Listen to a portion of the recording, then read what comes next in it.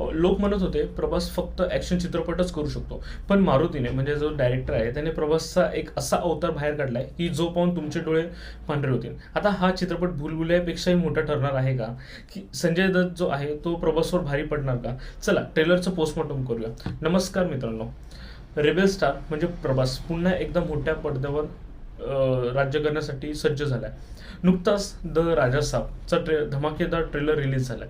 आता हा ट्रेलर जसा रिलीज झाला तसं आपल्याला याच्यावर दिसून येतं की याच्यात हॉरर, कॉमेडी आणि मास एंटरटेनचा जबरदस्त तडका पाहायला मिळाला. ट्रेलरची सुरुवात एका गूढ वातावरणाने होते. प्रभास इथे दोन वेगळ्या अवतारात दिसतो. एक म्हणजे की त्याचा नेहमीचाच स्टायलिश आणि रोमॅन्टिक अंदाज, आणि दुसरा म्हणजे की पांढऱ्या केसांमधला तो राजा साब.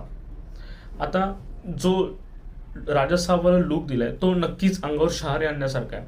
दिग्दर्शक मारुती यांनी प्रभासचा जो कॉमेडी टायमिंग आहे तो खूप चांगल्या प्रकारे वापरला. आता ट्रेलरमध्ये दिसणारा जो हिप्नोटिझमचा सीन आहे आणि त्याच्यासोबत जे गाणं वाजतं की कोई यहाँ नाचे नाचे, हे गाणं एक वेगळीच मजा आणतं. ट्रेलरमध्ये सर्वात मोठं सरप्राईज म्हणजे की संजय दत्त तो प्रभासच्या आजोबांच्या भूमिकेत असू शकतो असं आपण एक गृहीत धरूया. आता त्यांचा तो जो किंगवाला अवतार आहे आणि प्रभास सोबतचा जो फेस ऑफ आहे हा पाहण्यासारखा नक्कीच असणार. आता मल्विका मोहनन, निधी अग्रवाल आणि रिद्धी कुमार ह्या तिन्ही अभिनेत्री ट्रेलरमध्ये एक ग्लॅमर लुकमध्ये दिसतात, पण त्यांच्या भूमिकेत नक्की काहीतरी गुपित दडलं असणार. एस थमनन यांनी जे बॅकग्राऊंड दिले BGM हे खूप आउटस्टँडिंग आहे. हॉरर सीन्सला डीप करण्यासाठी या म्युझिकची खूप मोठी मदत केली आहे. ट्रेलरमधला जो राजवाड्याचा सीन आहे आणि काही व्हिज्युअल्स आहेत हे पाहून आपल्याला असं कळतं की निर्मात्यांनी यावर खरंच खूप मोठा खर्च केलेला आहे. कल्कीनंतर प्रभास पुन्हा एकदा एक मोठ्या व्हिज्युअल्सच्या ट्रीटसह आपल्यासोबत भेटीला येत आहे. आता ट्रेलर पाहताना असं वाटतं की कथा एका जुन्या हवेली भोवती फिरते जिथे प्रभासचा भूतकाळ दडलेला आहे.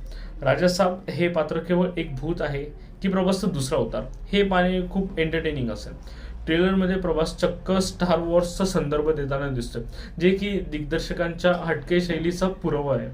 त्याच्यानंतर एकंदरीत द राजा साब हा चित्रपट 9 जानेवारी 2026 रोजी म्हणजे संक्रांतीच्या मुहूर्ताला रिलीज होताना दिसेल.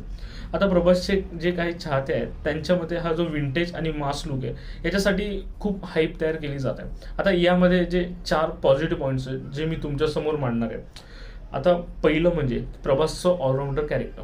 प्रभासने एकाच वेळेस कॉमेडी, ॲक्शन आणि एक जी गुड सस्पेन्सवाली व्यक्तिरेखा आहे त्याचं उत्तम बॅलन्स साधला आहे. त्याचे कॉमेडी टायमिंग खरंच नॅचरल वाटतात यावेळेस. संजय दत्तची उपस्थिती हा त्याचा दुसरा पॉझिटिव्ह पॉईंट्स आहे. प्रभास सोबतच्या आजोबांच्या भूमिकेत संजय दत्तचा लुक हा अत्यंत प्रभावी आहे.